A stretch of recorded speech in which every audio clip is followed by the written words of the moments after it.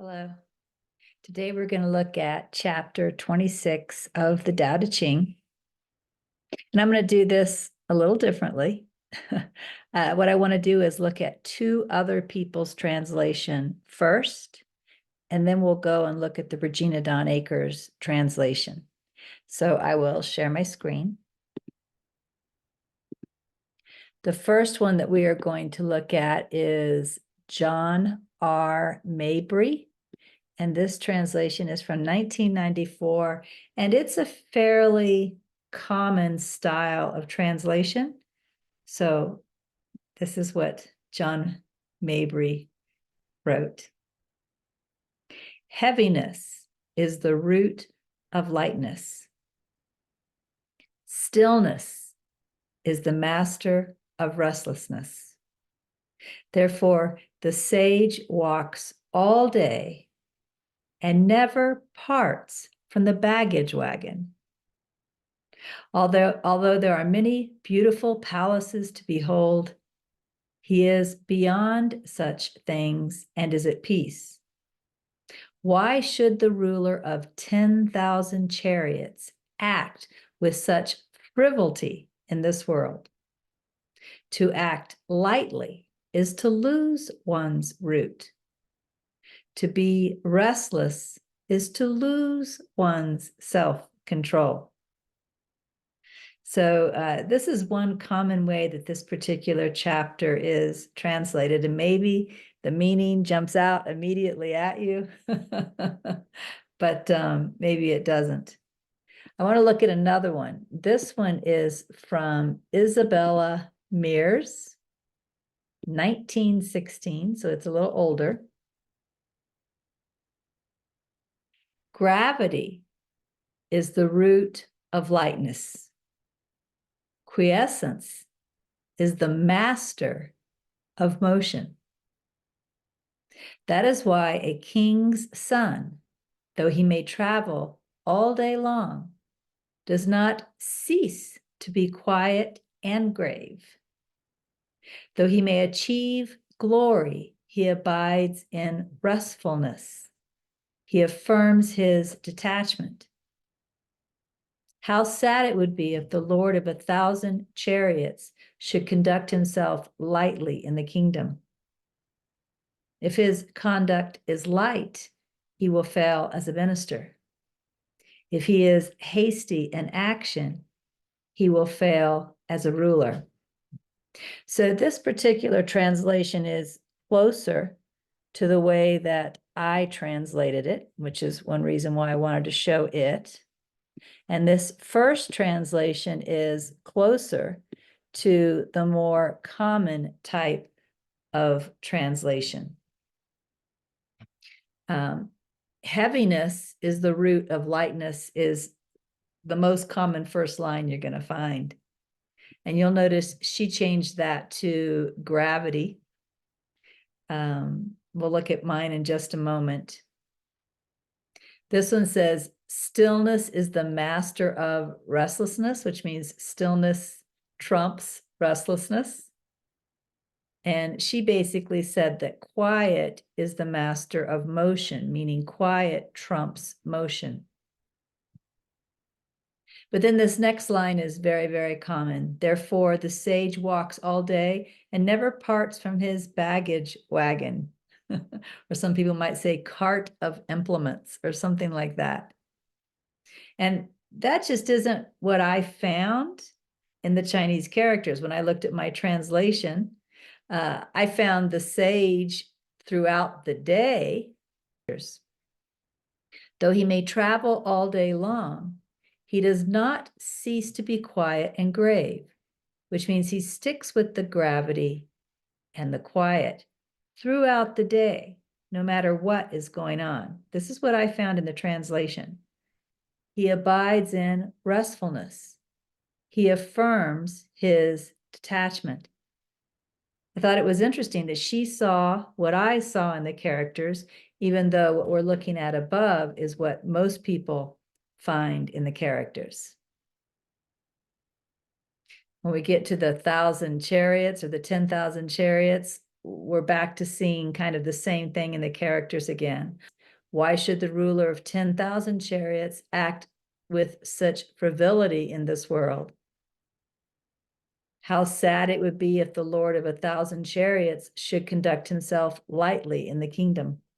So we're seeing something here about somebody who has important duties or important responsibilities, and we're looking at the importance of that person not being too frivolous, too reckless, acting too lightly. To act lightly is to lose one's root. If his conduct is light, he will fail as minister. To be restless is to lose one's self-control. If he is hasty in action, he will fail as ruler. So by looking at these two, we have a good setup for understanding my translation. So I don't think it's necessary to go look at any Chinese characters. I think we will just jump right into the translation. I called this Heedful Leadership. By the way, let me share the screen one more time, really quickly.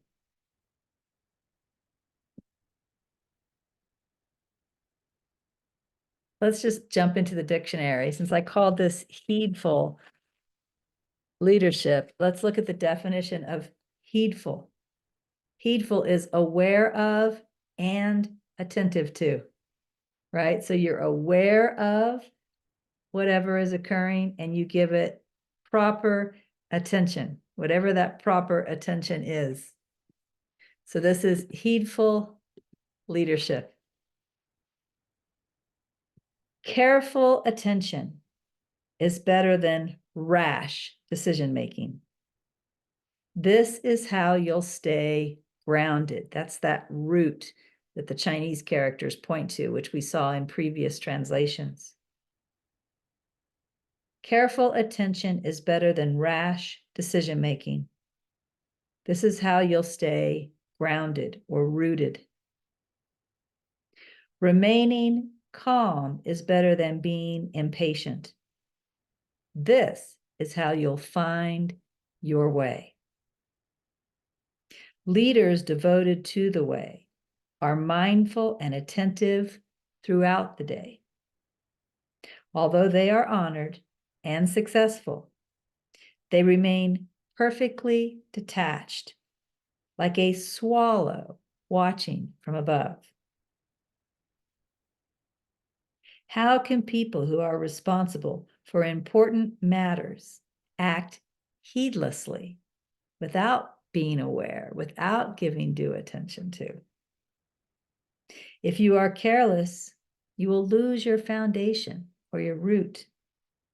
If you are hot-tempered, you will lose your direction. So this chapter is about remaining centered,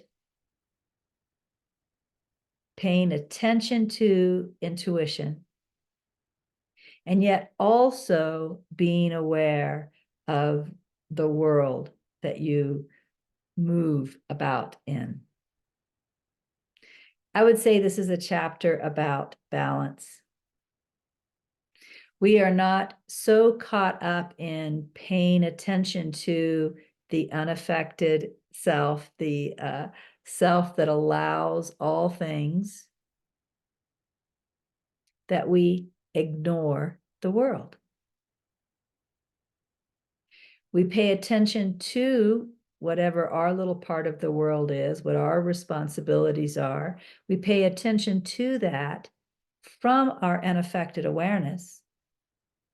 And that keeps us from getting upset, from becoming rash, from, being impatient, from, being selfish, self-centered, for many things, actually. We're detached like the swallow watching from above, and yet attentive to whatever comes into our orbit, whatever comes in front of us to be dealt with. It kind of reminds me of the old saying about having our feet rooted on the earth and our head in heaven. It's a balance. We do not get so caught up in what's going on that we are excited to the positive or to the negative, meaning, angry, anxious, judging, blaming, feeling guilty. That would be to the negative. Or to the positive, like thinking this is the best, I've got to have this, it's got to be this way, right? I'm so excited about this, but not if it goes in a different direction. We have a much more centered equanimity, a detachment and an allowance, and yet attentive to. From that space of the allowing nature, the unaffected nature, the changeless nature, from that space, we deal with what comes to us to deal with. That's the balance. That's maturity, true maturity. Let's listen to this again. Careful attention is better than rash decision-making. This is how you'll stay grounded. Remaining calm is better than being impatient. This is how you'll find your way. Leaders devoted to the way are mindful. Another word for mindful is centered and attentive, being aware of what's going on throughout the day. Centered and aware. Leaders devoted to the way are mindful and attentive throughout the day. Although they are honored and successful, they remain perfectly detached, like a swallow watching from above. How can people who are responsible for important matters act heedlessly without awareness or attention? If you are careless, you will lose your foundation. If you are hot-tempered, you will lose your direction. So finding a way to practice this in our daily life is not that difficult. It may feel more challenging to stay with the practice, but finding the practice is not hard. In our previous chapter, chapter 25, we practiced noticing that greatness, that is allowing. It allows things to come, it allows things to go, it allows transience, disappearance, return. It's changeless, it's always here. It allows the mind to be whatever the mind is. It allows outer circumstances to be whatever outer circumstances are. We want to stay grounded in that. Sometimes when you're grounded in that, the feeling that you'll have is all is well, or everything is fine as it is. And yet, from that state of all is well, from that state of everything is fine as it is, it becomes noticed that the toilet is leaking. I need to call the plumber. It's not that the toilet is leaking and it's okay and I allow it. It's that the toilet is leaking. It's okay. I don't need to be emotionally upset about it. And therefore, from that space of not being emotionally upset, of all is well, I can call the plumber.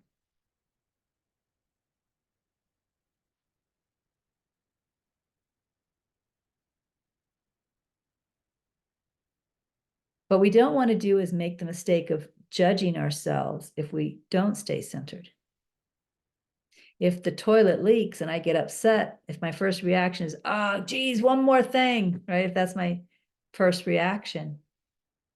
As soon as I notice that, I want to see that my allowing nature allowed that reaction. but realize I don't have to stay there.